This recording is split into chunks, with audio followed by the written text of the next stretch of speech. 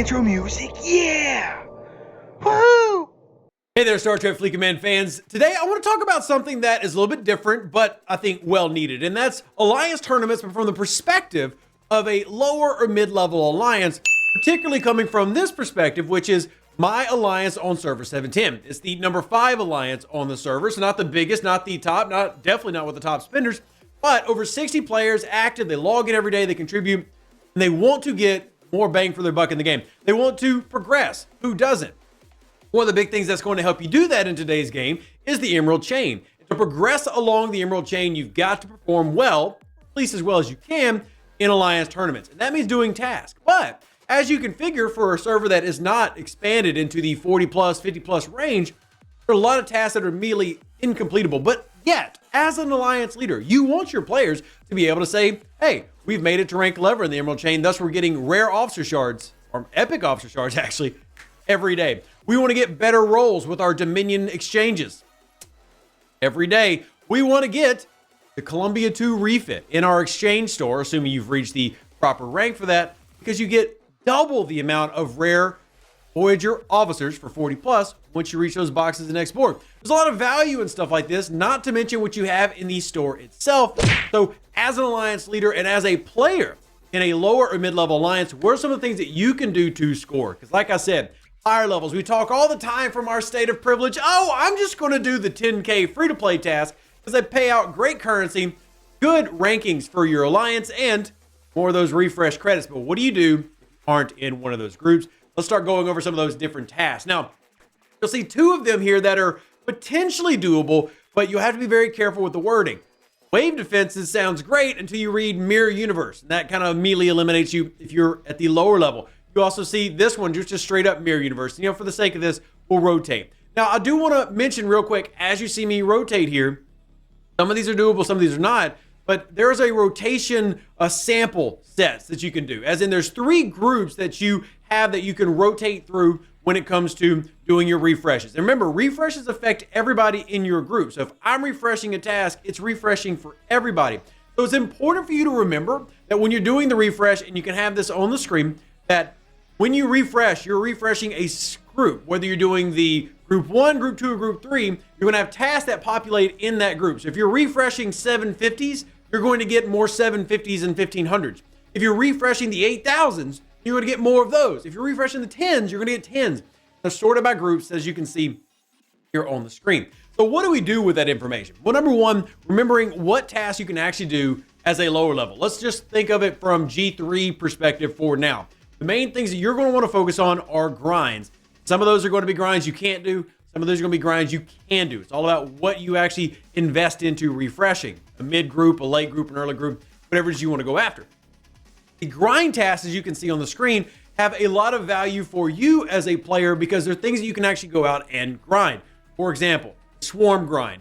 The Born grind is there eventually, but you have the org probe grind. These are all things that are readily available to lower level players and can give you decent points. What do I mean by decent? 1,500 points. If you're talking about my alliance of 60, let's just say that everybody in my alliance did the 1,500 points once a day, right? Multiply that by 60, then multiply how many days the alliance tournament is going to run, and you're going to see consistent success in terms of how your alliance performs. Again, we're talking about not players in alliances who are expecting to get to Masters League. It's just not realistic if you're, say, my alliance, who's all below level 40, to reach Master. But is it realistic to reach Expert? Believe it or not, it has happened and is quite doable if you are coordinating with your alliance what tasks you're going to run. And again, these are some of the keys that you want to remember. And some things you're simply not going to be able to do. But as you can see the task on the screen, there are plenty that you can rotate into. And I really want to kind of harp on. Grind tasks are big. And I know I've said it a lot. And please be clear. What I've said before is not negated by what I'm saying now.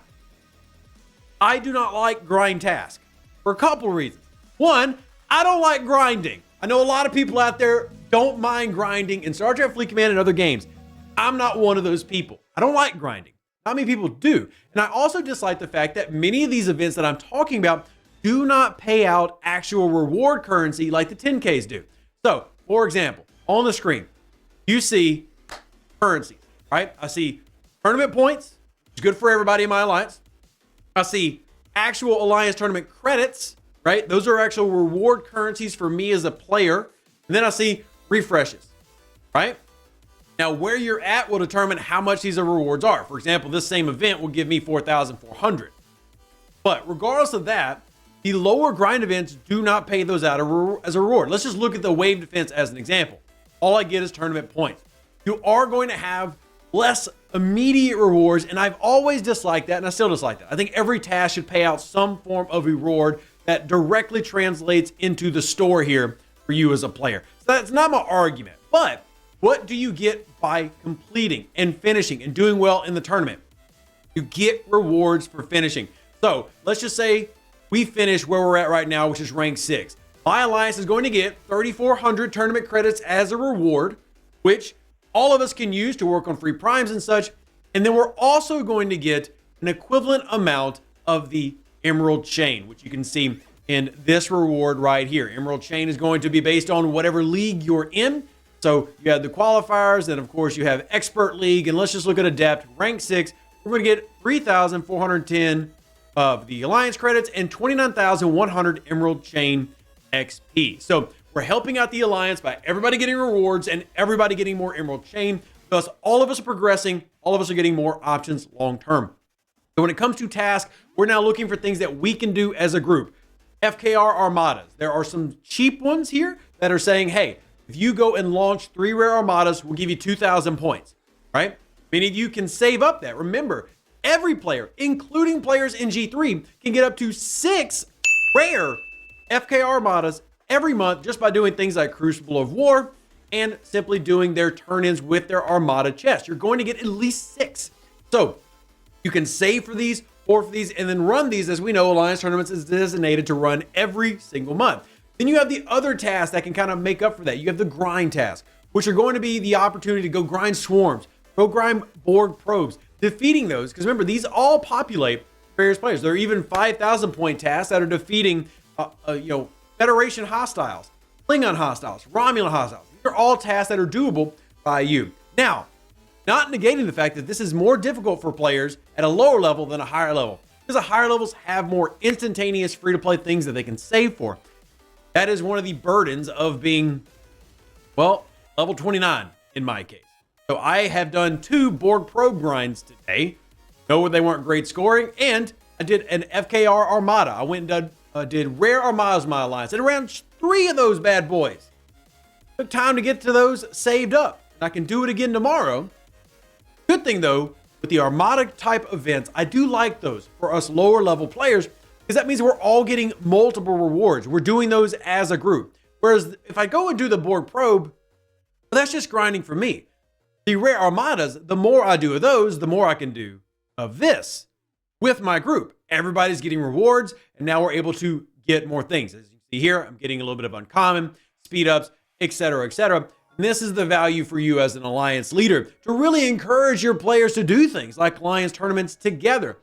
Even though, yes, it is harder. I'm not denying that it is a more difficult run, but I would really encourage looking at these tasks, looking at the grind task, looking at things like the Armada task that your group can perform. And again, the more y'all work together, the more knowledge y'all have of how we progress gives us stuff like this. It's going to work out for the better. The more that y'all can progress, the more you unlock, the better you all end up being. And again, it is possible to get pretty high up, because believe it or not, most alliances out there aren't working together. They're pretty much struggling like you are.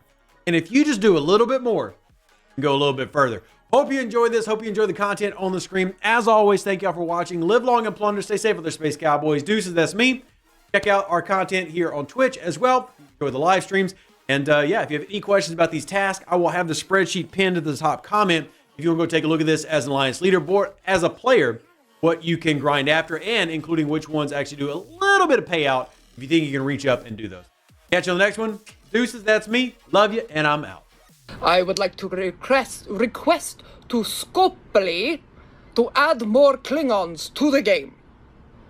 That is what I was told to do, and so I am doing it. Which, you know, is not maybe the best thing as a leader to just do what you're told, but it seems like a good request to make, to add more Klingons. Everything is better with Klingons, am I right? I am right, because I'm a Klingon. Klingon mach tach judge. We are Klingons, let it remain. All right, Laurel's on a roll today. She's very excited.